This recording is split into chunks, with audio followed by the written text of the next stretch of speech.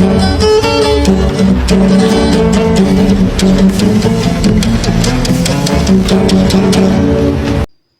magandang gabi po sa inyong lahat, mga minamahal ko mga kababayan. Muli nandito na naman po yung lingkod Epifanio Labrador dito po sa ating programang Reaction Mo, Birada Ko.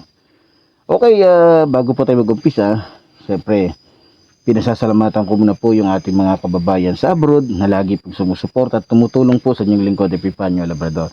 At siyempre sa atin pong mga kababayan Luzon, Visayas, Mindanao na lagi po natin nakakapiling o nakakasama dito sa ating programa.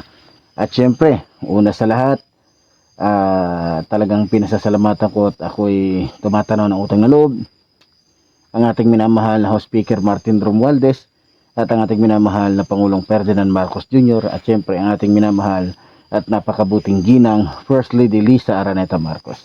Magandang gabi po sa inyong lahat.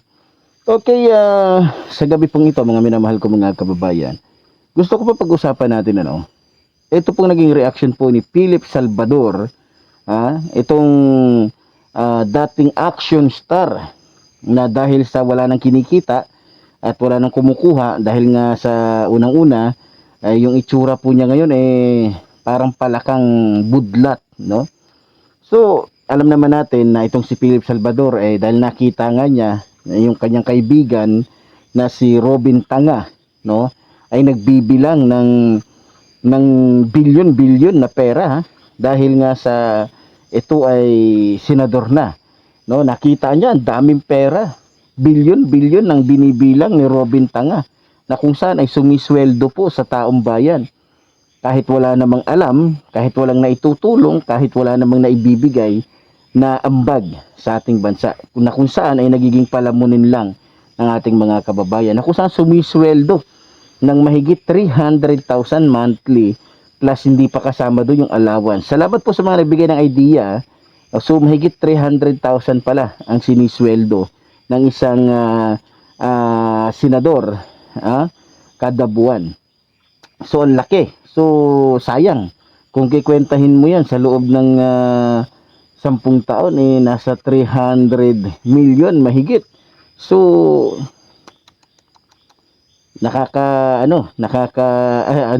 hindi pala 300 million kasi lang. Pero ganoon pa man, malaki. Malaki. So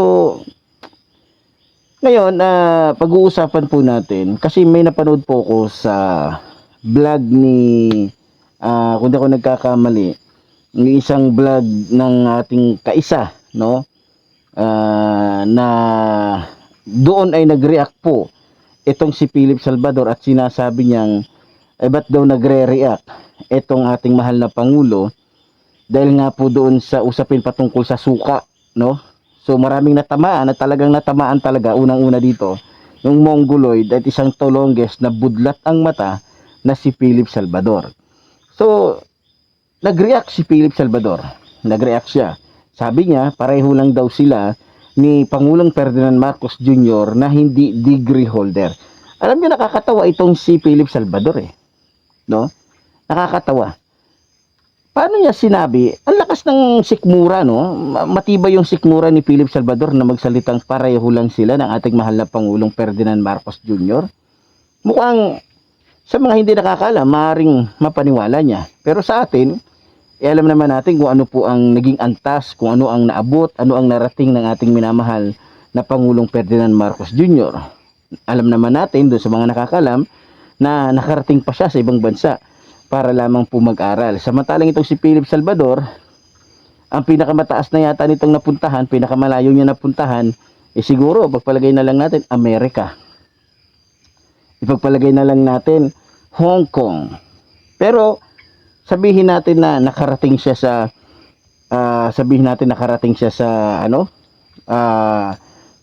matatayog na lugar, katulad ng matatayog na lugar, basta marami akong nasa isip na matatayog na lugar, magagandang lugar, talagang mayayaman na bansa na hindi napuntahan ni Philip Salvador, no? Doon pa lang hindi mo pwedeng sabihin na pareho lang sila Pangalawa, sa antas ng buhay, hindi mo sila pwedeng sabihin na magkapareho sila. at sa experience. Ilang taon na bang politiko si Philip Salvador? Sa totoo lang, kung di ako nagkakamali, mga kababayan ko, mismo nga sa kanilang barangay balita ko tumakbo to ng kagawad. Pero dahil nakita niyang parang hindi boto sa kanya yung mga kabarangay niya bilang kagawad, hindi na lang tumuloy. So, plano rin niya palang maging konsilor noon. Pero hindi niya rin niya tinuloy dahil sa kita niya at alam niya na halos yung mga kababayan niya talaga nang gigigil sa kanya, ayaw sa kanya, kaya hindi na lang niya itinuloy.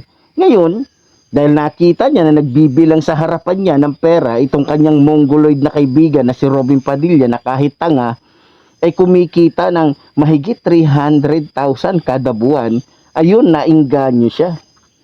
Nainganyo siya. Siguro iniisip ni Philip Salvador, teka, sikat ako.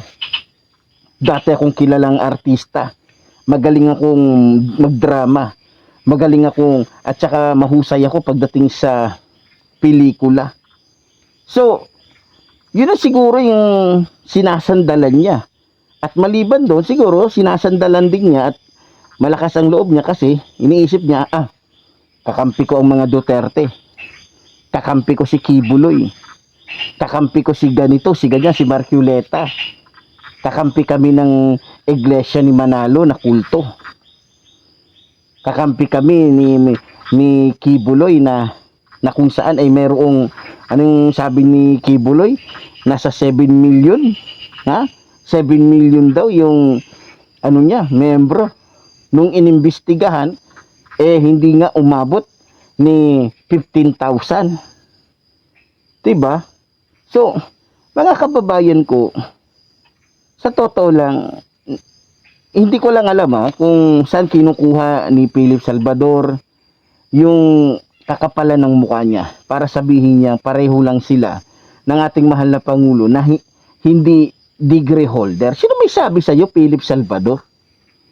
Ikaw ba naging scout ranger ka? Oo. Naging sundalo ka sa pelikula. Ha? Kung hindi ako nagkakamali, ito rin yata si Philip Salvador yung nagdala ng pelikulang Hayop Kung Pumatay. 'Di ba? Hayop Kung Pumatay na pelikula. So, doon naging sundalo siya, naging opisyal siya. Pero sa totoong buhay, 'di ba? Scout ranger pa nga siya doon Pero sa totoong buhay, scout ranger ka ba, Philip Salvador? Naging scout ranger ka ba katulad ng aming minamahal na Pangulong Ferdinand Marcos Jr.? Sige nga.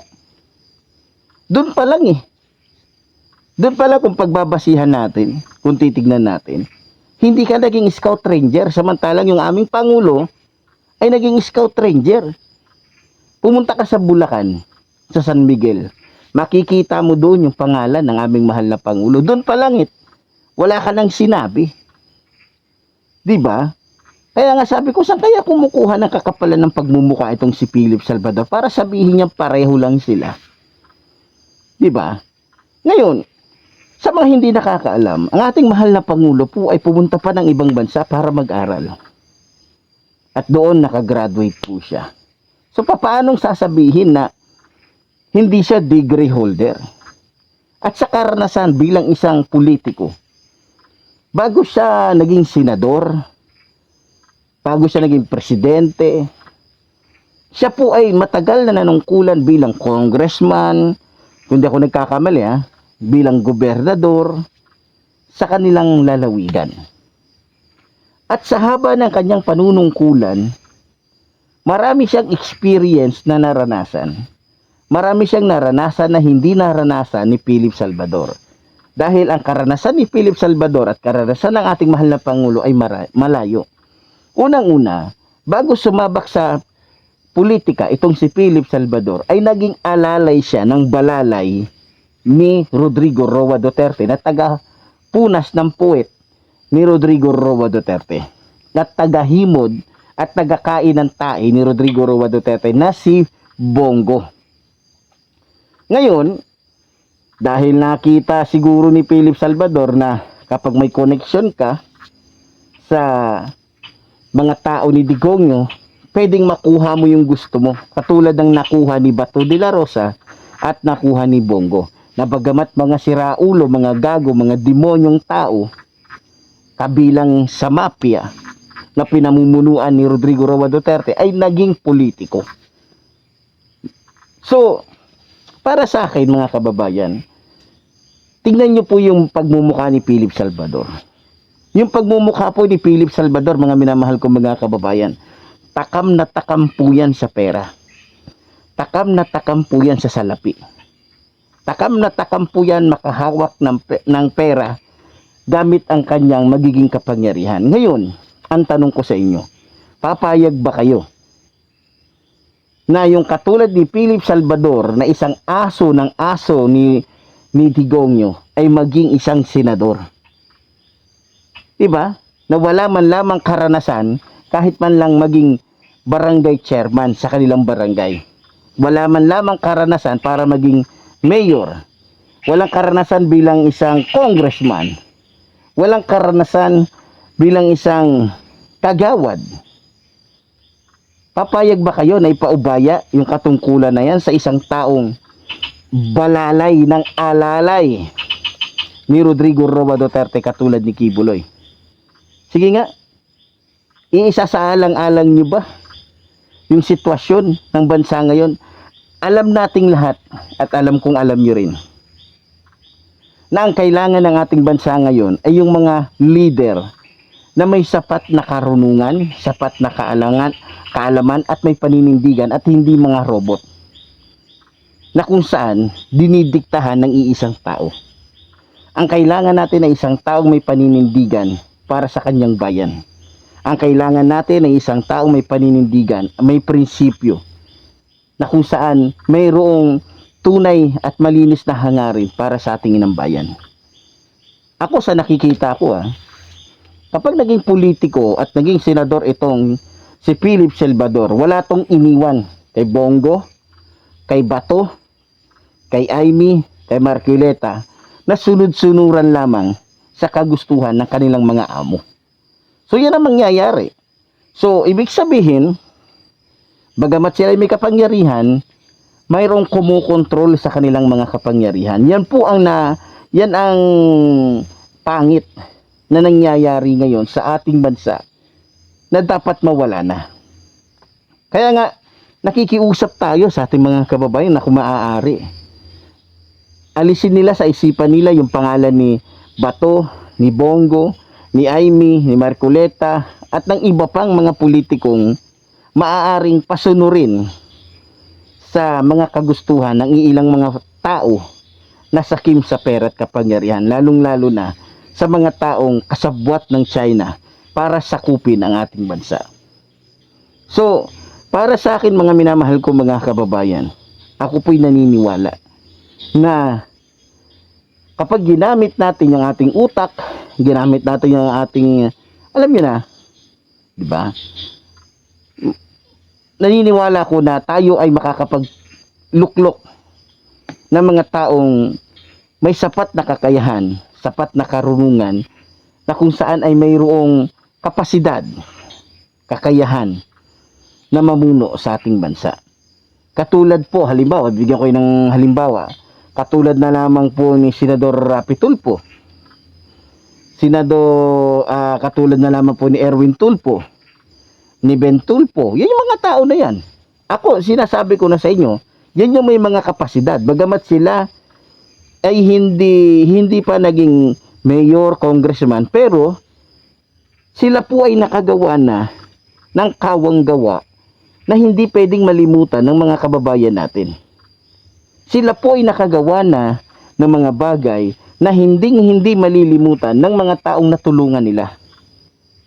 Hindi kagaya ni Philip Salvador na kahit nga yung anak niya, kay Chris Aquino, hindi man lamang nakatikim sa kanya ng pag-aaruga, hindi man lamang nakatikim sa kanya ng suporta. Pilipino pa kaya? Yung bansa pa kaya natin, yung mga maralita pa kaya matulungan niya, samantalang yung anak niya kay Chris Aquino hindi niya natulungan. Inabandona niya dahil nakikita niya na tila, sorry kay Ma'am Aquino, pero sasabihin ko lang to para maging para malaman lang ng tambayan. Dahil nakikita ni Philip Salvador na medyo special child yung anak niya, ayun, binaliwala niya. Yan ba yung politiko na gusto ninyo? Yan ba yung gusto ninyong politiko?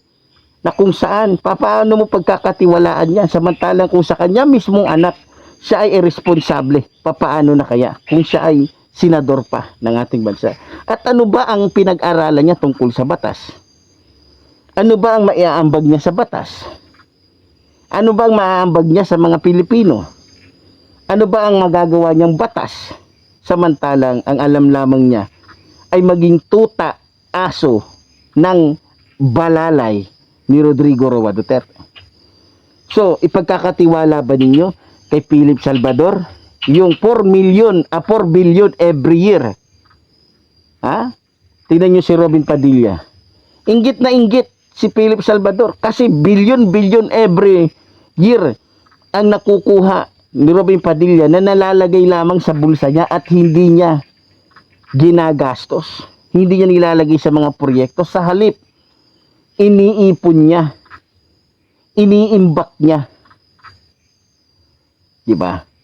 So, kawawa ang mga Pilipino. Yung billion na yan, kesa ibigay natin sa mga tanga, mga bobo, mga walang kwentang mga senador, o sa mga taong gustong maging senador, na wala namang maiaambag, mas mabuti pang itulong na lang sa mga Pilipinong nangangailangan na kung saan nakakaranas ng gutom, kahirapan, ipamigay na lang, ipamahagi na lang yung perang yan sa mga taong walang kakayahan magpaaral sa kanilang mga anak, ibigay na lang sa mga taong nangangailangan ng gamot, ibigay na lang sa mga taong walang pambayad sa ospital. Yan ang nakikita ko Diba? Kaysa ibigay natin sa mga taong ang gagawin lamang doon sa Senado ay magsuklay ng buhok, magsuklay ng bigote, kumain ng kumain habang naghihiring, pumasyal ng pumasyal kung saan saan. So, sana sa darating na eleksyon ay maging makatuwiran at sana po ay pag-isipan nating mabuti. Dahil ang nakasalalay po dito ay ang kapakanan ng ating inang bayan. So, para po sa akin, naniniwala ako na yung mga kaalyado ng ating mahal na Pangulo, kaya niya tinanggap yan.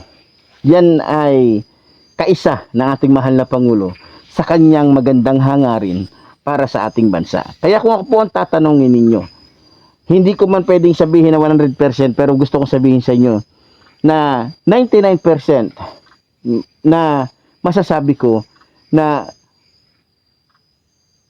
mas may ano tayo, mas may pabor tayo, mas may chance tayo na makita ang tunay na pagbabago at tunay na Pilipinas sa mga kaalyado po ng ating Pangulong Ferdinand Marcos Jr. Dahil alam ko naman na bago yan tinanggap ng ating mahal na Pangulo, ipinahiwatig at pinaalam ng ating mahal na Pangulo sa ating mga kababayan kung ano ang kanyang magandang mithiin, plano para sa mga Pilipino o sa bansang ito. Nang sa ganon, tayo ay umasenso at dumako sa bagong Pilipinas. Kaya muli po, tulad po ng sinasabi ng lingkod, mabuhay po ang ating inang bayan. Mabuhay po nagmamahal sa ating inang bayan. Maraming salamat po.